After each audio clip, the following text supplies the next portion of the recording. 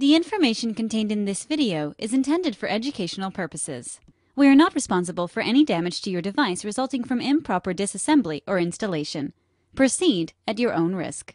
Hey, this is Mike from GoCellPhoneRepair.com, and today I'm going to show you in great detail how to replace a screen on an iPhone 4S. I realize there are plenty of iPhone 4S repair videos out there, but we can always improve on what we have, and as time goes by we get better at the techniques that we use to not only repair but demonstrate how to perform a repair. So my objective here is to make this repair even easier, as it is one of those phones that's kind of a headache to deal with.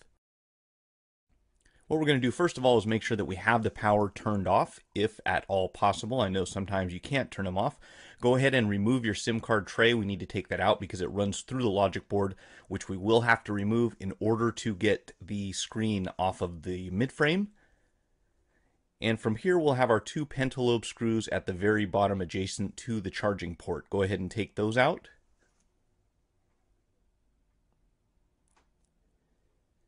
And then if you grip the back of the phone with your hands and just kind of slide it gently upwards, sometimes you have to press pretty hard to make it move, but that will allow the back panel to come off.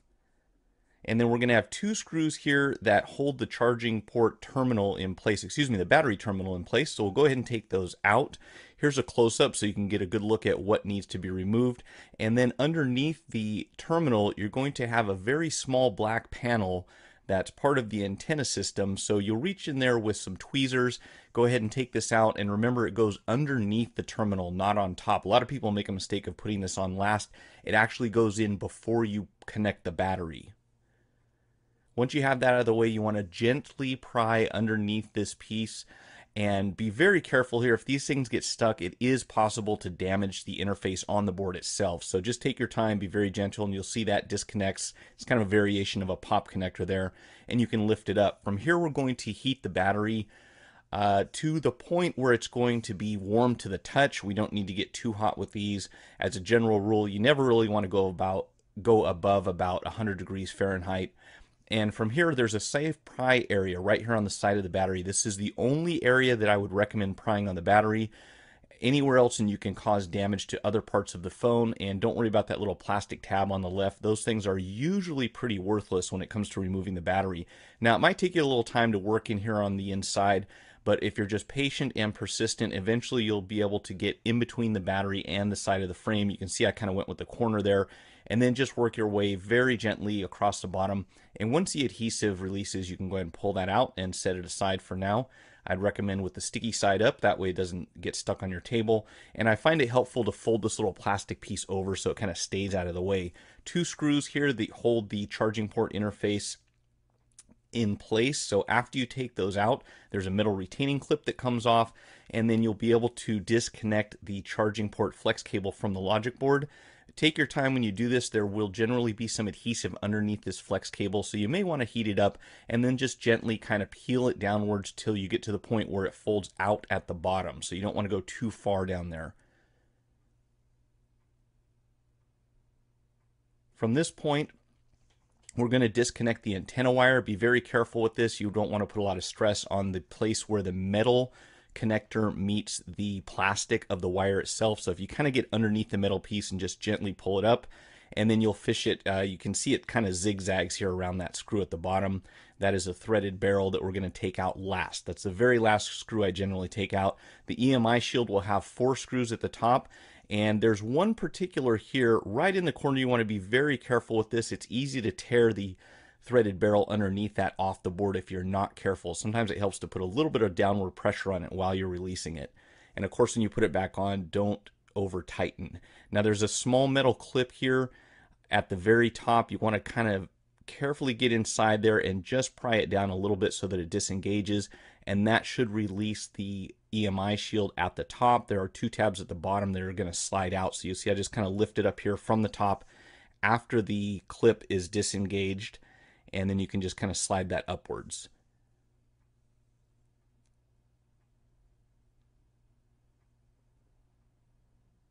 From here, we can go ahead and disconnect all of the flex cables. I recommend that you start with the lens digitizer LCD first.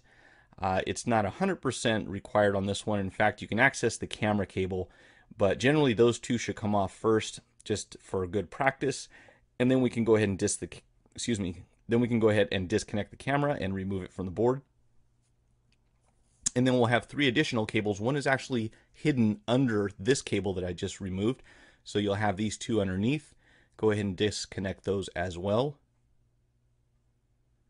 Very carefully, there are components on the board, so you don't want to take anything else but the connector itself away from the logic board.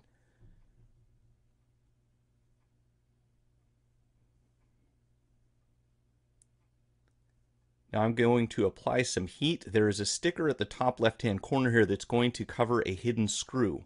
And this is where a lot of people get tripped up. If you don't know that this screw is here, you can cause damage to the PCB. So make sure that you peel this off.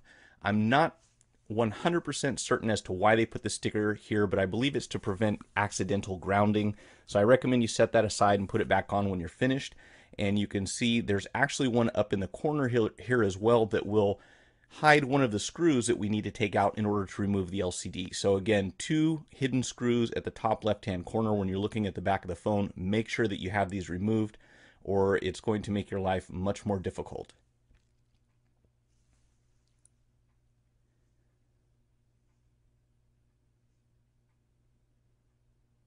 Now we have a very small screw up here at the top right-hand side of the logic board that's going to come out, and that's actually inside of a threaded barrel. And once you remove that, there is a retaining clip that's going to lift straight up towards the ceiling. You can kind of get it underneath it here from the bottom and just gently pull it straight out towards the ceiling again. You don't have to slide in either direction. And once this comes out, there's a very small antenna wire here that we can disconnect from the top. Watch out for that little white chip. It's in a very dangerous position, and of course you don't want to knock that off the board. That can be bad news as well. And once you've got this off, we have a few more screws that we're going to take out. And we'll start with the camera grounding screw up here at the top. There's a little piece that's going to come out here. You see a gold part, and I'll show you later on exactly where that goes, but it's always good to take note of the position that that's in. A lot of people can't figure out exactly how to put it together.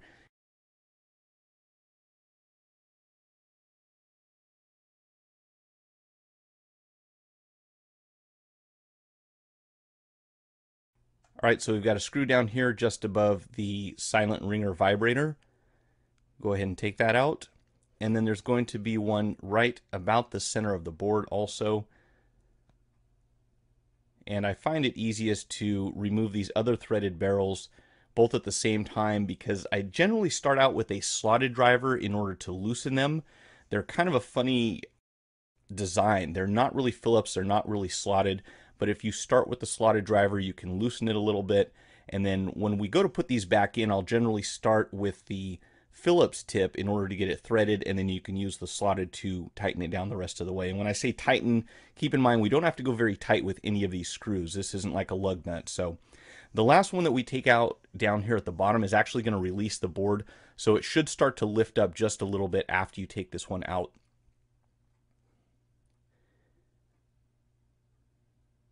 What we'll do from here is just kind of lift it out from the bottom.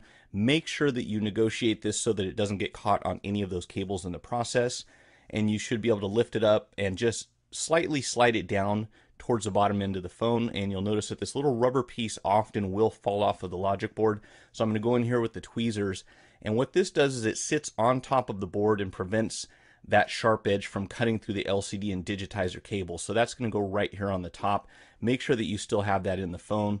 Kind of important. Two screws down here to release the charging port, and I'm going to also include some pictures here to show you what to watch out for when we put this back in. The important thing is that you can lift the charging port up, but do not push down on it. It's very easy to damage these four little metal pieces that are right on top of it, which you'll see later on in the video.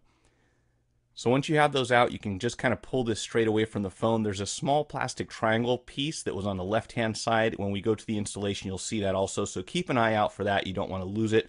From here, we want to heat up the silent ringer vibrator, and then you can just kind of go straight underneath it. Any very thin flat edge will work, and that will peel right off of the frame.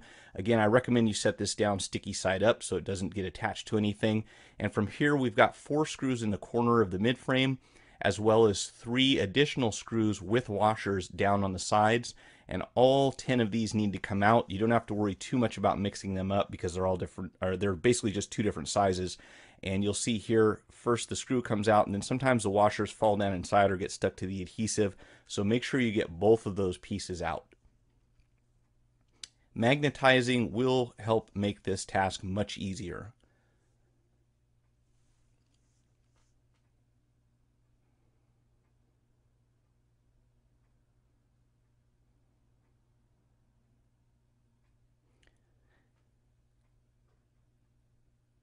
And I always save this one screw for the last. It's generally the most difficult one to get out. I might make it look easy in this video, but a lot of times we really struggle with this because of the position that it's in. So take your time, be patient. This screw has to come out.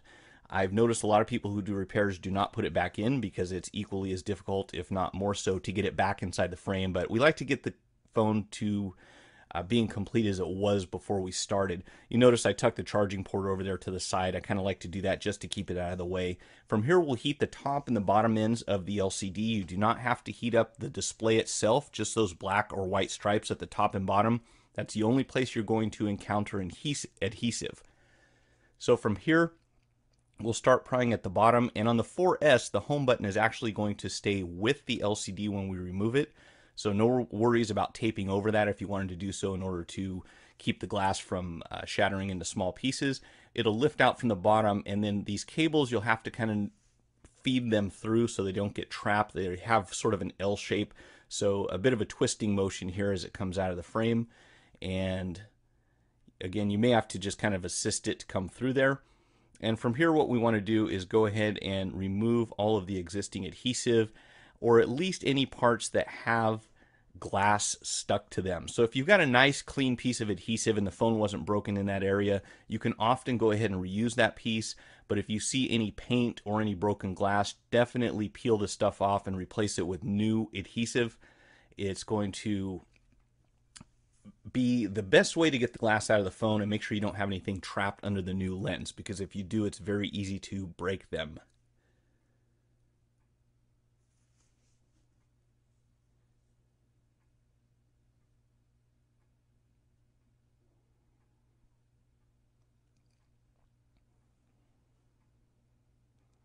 So you'll notice I actually left that bottom right hand section on because it was pretty clean.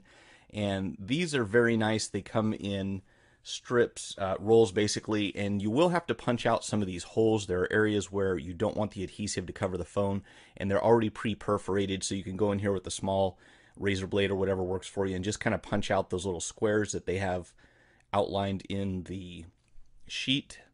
And carefully lay this down. You don't want the home button to get stuck to it, so it is kind of important that we get these things in the proper position. Probably the trickiest part about it is getting the entire adhesive off of the sheet. A lot of times it likes to stick to the paper, so you peel off the wax paper and the adhesive is still there, and then it becomes a little more difficult to work with. You'll see shortly a good demonstration of that, because on this next piece, I believe it is, or the one after, probably this one, I think the wax paper came off and the adhesive is actually still on the sheet, which is kind of a headache. I got lucky on this one. I was able to get it off without it sticking to itself, but that's usually an issue.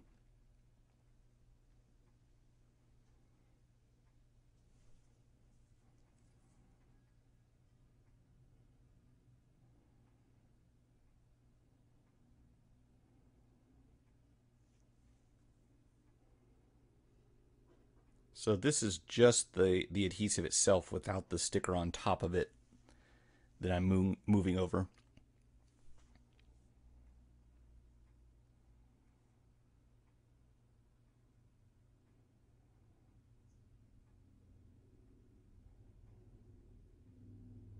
Now we want to make sure that everything that was on the old assembly is moved over to the new one unless it's already there. So we've got our proximity sensor foam, our mesh for our speaker, and then our front-facing camera guard. So if your new screen already has that stuff, you don't have to worry about it, but a lot of times they don't, especially that little foam piece. So I'll usually add a little bit of heat here at the top. That plastic piece is actually glued onto the glass, and in this case, my new piece already has it. But you can go underneath this with a razor blade or some other thin object and generally kind of break it away from the screen. and then we'll use some adhesive to hold it in place later. You'll see these usually will go flying across the room when you pry them off, like that one did.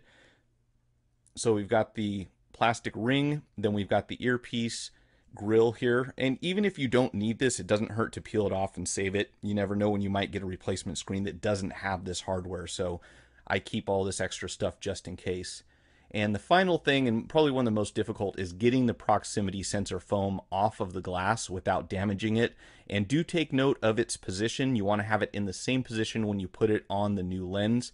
And what that will do is separate the light and motion that's coming through the glass, those little purple windows, so that your phone knows when to shut the screen off. So on this one, I was fortunate. It all came off at one time. You can buy or make replacement proximity sensor foams. I actually have an entire video devoted to that. If you run into any trouble with this, I'd recommend you view it. It should be helpful as far as getting everything working properly again.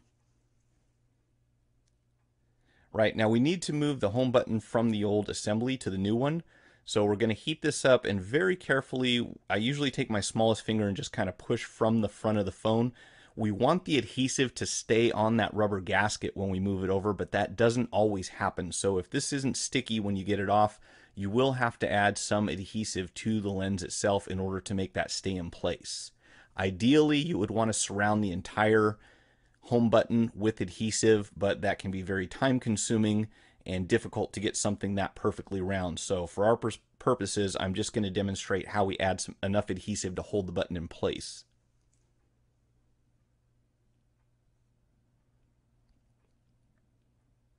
And very important to make sure that your square is straight. If you put it on crooked, you're going to notice it later, or your customer's going to notice it later.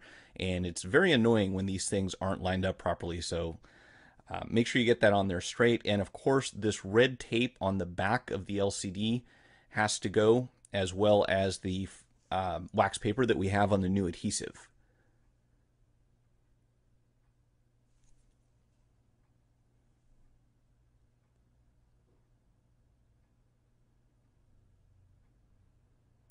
Now, when I went to remove this paper, it's stuck to the reflective tape that goes behind the LCD, and you do not want that to come off of the phone. That's actually part of the display's illumination system. So make sure that this reflective stuff stays on the LCD as much as possible. It looks like they just kind of overdid this adhesive here, but we want to end up with a nice reflective mirrored background. And then of course, carefully maneuver these cables through the mid frame and make sure that they go all the way through. Some of them have a tendency to get stuck part ways. Your cables should be roughly the same length when they come through the frame. And if not, you're going to have some problems because they will not reach the pop connector on the logic board where you're going to plug it in. On this one, I also ran into a small problem because the front-facing camera guard was not aligned properly, and when I finally got the LCD in position, I had to go back and put the back plate that goes behind the front-facing camera back into position. It actually popped out of the frame.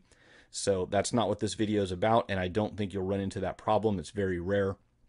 But keep an eye out for it. You shouldn't have to exert much force in order to install these, but sometimes these little corner legs get out of position, so you may have to straighten them out. If you're running into resistance when you put this in, take a look at what's going on, and if something doesn't line up properly, make sure that you adjust it so that it will.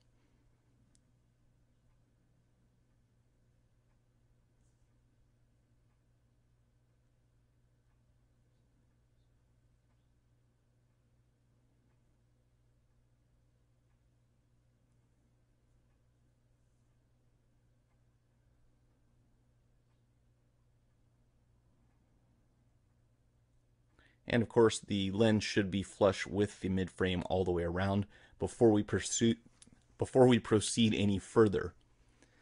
And I like to magnetize my driver again before I put these screws on the end. It helps to hold them in place. But we're going to have the side screws here. And then, of course, we've got 4 in the corner, 3 on each side. And again, I like to save the one near the headset jack until last because it usually tends to be the most difficult, but having these other screws installed first will sometimes help bring the display into the correct position.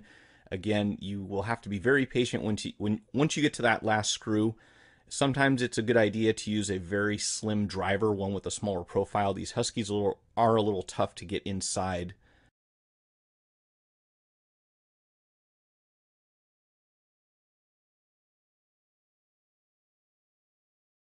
Down here at the bottom of the phone, you'll notice that there's a ledge that's actually a little higher than the area where the charging port and speaker rest. So the important thing is that these little metal clips that are part of the antenna system on the bottom of the charging port have to be tucked behind that ledge. If you start to remove the charging port, they will tend to pop out and sit on top of the ledge.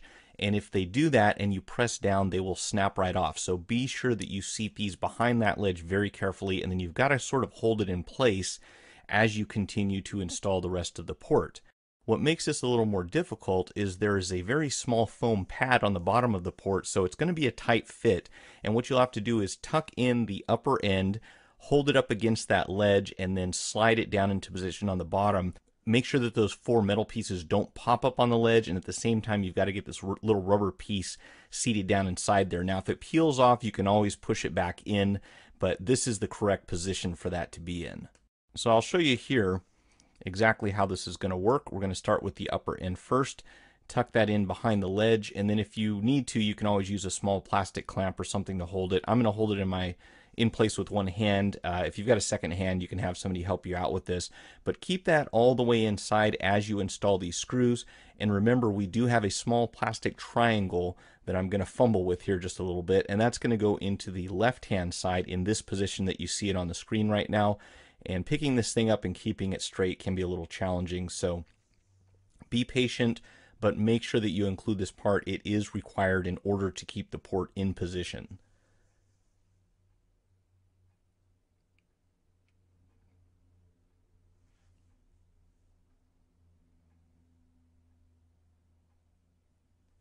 So once we get that into the right spot, we'll go ahead and put the last screw for the charging port in.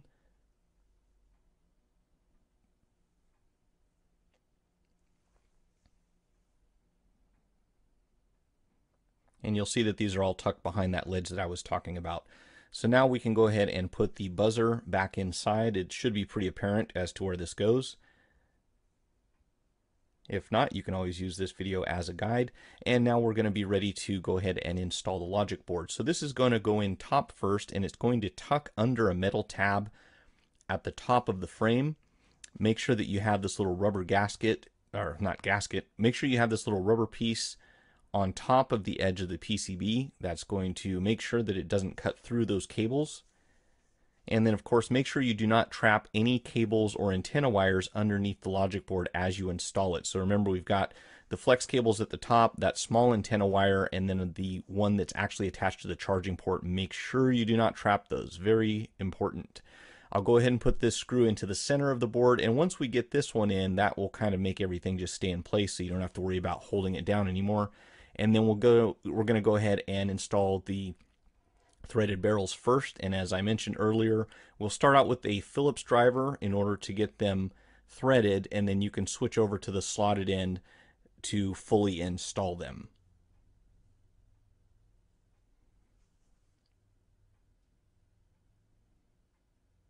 And again, be very careful here. You do not want your driver to slip while you're putting these in. If it does go skidding across the board, you can cause damage to the surrounding components, especially at the top. Now we've got one screw on the bottom left-hand side here just above the buzzer. And then we can go ahead and start plugging these in. I'm going to test the LCD before we put all of the parts inside the phone just to make sure everything's working properly. In the rare event that you get a bad component, it's best not to have a full installation completed, because then you've got to go back and remove everything. So what we need is basically just to have these cables connected. We'll put the battery inside the housing and make sure it does light up when we turn it on.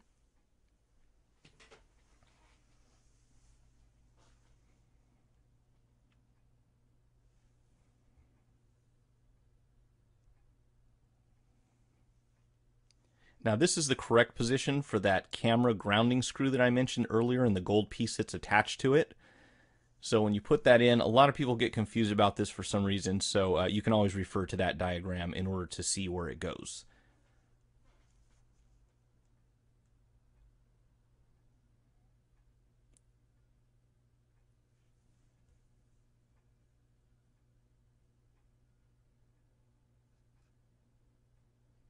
And this antenna wire at the top can be a little bit tricky to get plugged in, But remember, never use force. It shouldn't take much to plug it in. If you're encountering resistance, it is probably not aligned correctly.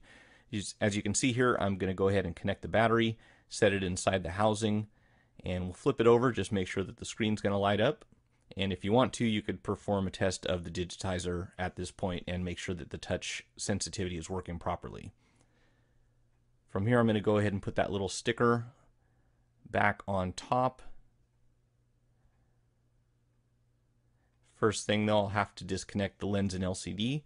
So we'll go ahead and cover this hidden screw up like it was when we took the phone apart originally.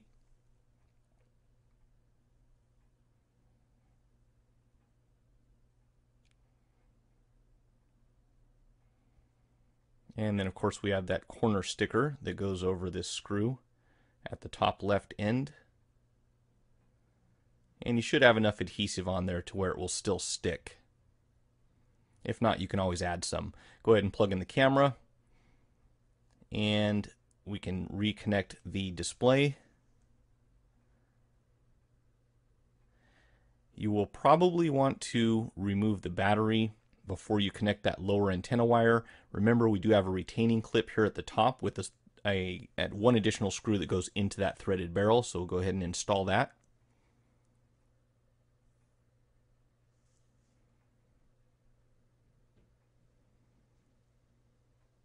And then if you want to, you can go ahead and put your EMI shield back into position. Make sure that that clip attaches at the bottom. If it got bent out of shape, you can actually straighten it out again so that it does latch at the bottom. And again, be very careful with that screw in the corner of the battery compartment. This last one I'm putting in right now, you do not want to over tighten this. If you do, you will snap off the threaded barrel that it feeds into. So you can see it's a little tricky to maneuver down here at the bottom end of the phone, so I'm just going to go ahead and pull the battery out so that we can get this lower antenna wire connected. And remember, it does kind of zigzag around those screws at the bottom, so you can always take a look at the beginning of the video if you're not sure exactly how that is going to be situated. From here, we can plug in the flex cable and the retaining plate that goes behind it. Before you plug in your battery, remember we do have that small black piece that covers the antenna wire.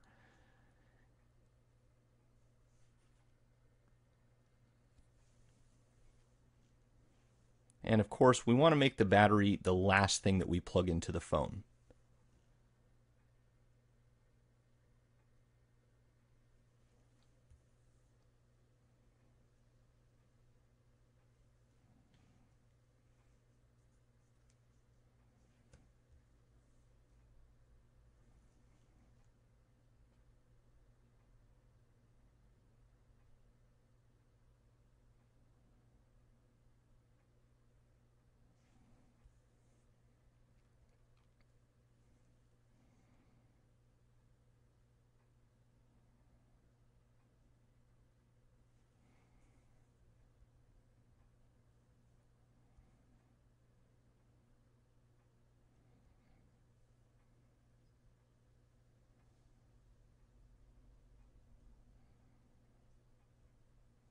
So we've got our two screws that go into the battery terminal.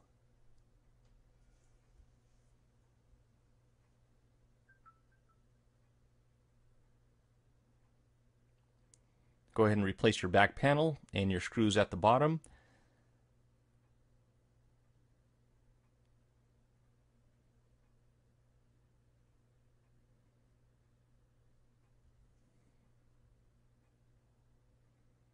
Make sure you put your SIM card back in the tray, and you can power the phone on at pretty much any point.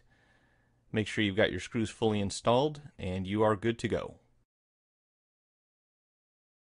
If you found the video helpful, hit the like button and feel free to share it on the social network platform of your choice.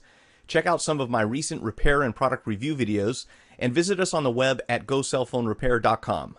Thanks for watching.